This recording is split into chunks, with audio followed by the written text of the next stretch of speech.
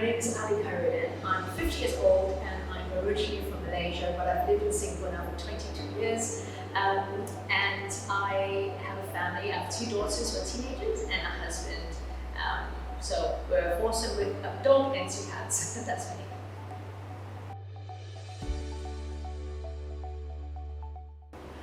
So in October 2015, I was diagnosed with breast cancer and I was working for another pilates studio there. But I went through a year of treatment, chemotherapy, surgeries, and I was quite a broken person really. And I was driving home after my last chemotherapy and I lived in Pandan Valley condo where they had all these retail shops downstairs. And I noticed someone moving out of this tiny little unit and I thought there and then, oh my goodness, is this a sign?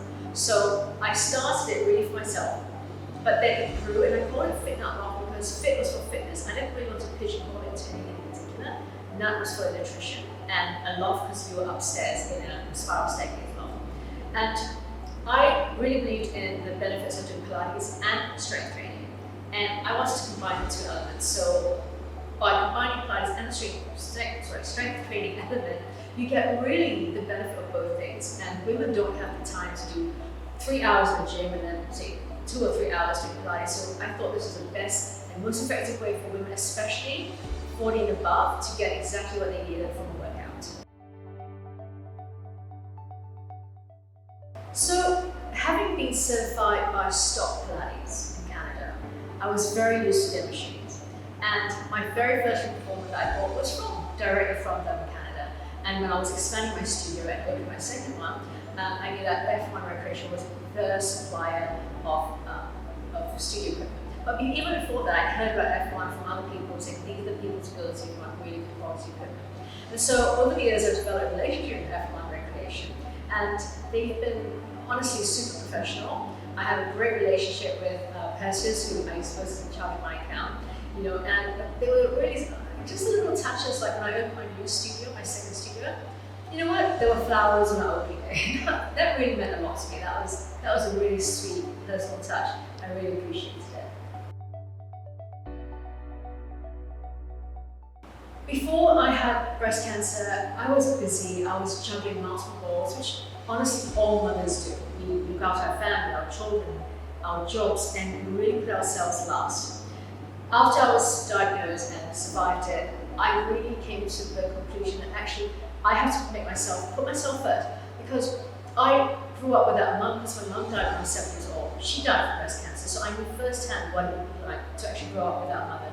The family unravels. And I did not want that to happen to my family. So now when I work with women, even before they become a client, I have a really good long conversation with them during the consultation. And everyone does not put themselves first. And I really want to get clients to understand that, you know what? There's nothing actually more important right now than your health. Because if your health suffers, A, it costs a lot of money to go through all your treatment, but B, your family is so affected by it. So you may think it's selfish to put yourself first, but it really, really isn't, because it's actually the most generous thing you do, because your health is what is important to your whole family. Well, that's a good question. 5 years ago, I was one person operating from a 400 square foot tiny loft with just me, and I did not expect to have 2 studios now, and that was 5 years ago. So 5 years from now, I see FitNut Loft as a brand that is associated with older women in the 40s, 50s, and 60s, because I feel that we're not really taken seriously and we're not really catered to this generation. And it's really making sure that maybe I'm representing these women in multiple countries, maybe a franchise. So I'd love to be able to have in 5 years, say, franchisees globally, and more, but besides that, is to really have 10,000 women worldwide whose lives that we have helped change for the better.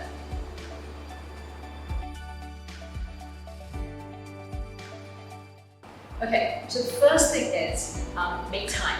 Okay, you have to make time. And secondly, you need to do a combination of exercises. A lot of them are just do cardio. That's good, but you really need to start building the strength, because you lose muscle as you age.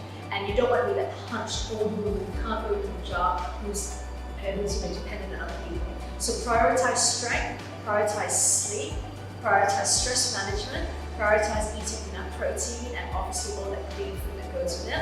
And if you cannot make the time, honestly, you have to invest in a coach who will be holding you accountable, who will keep you motivated, and who will help you get through everything, because they are the experts and they know exactly what to do.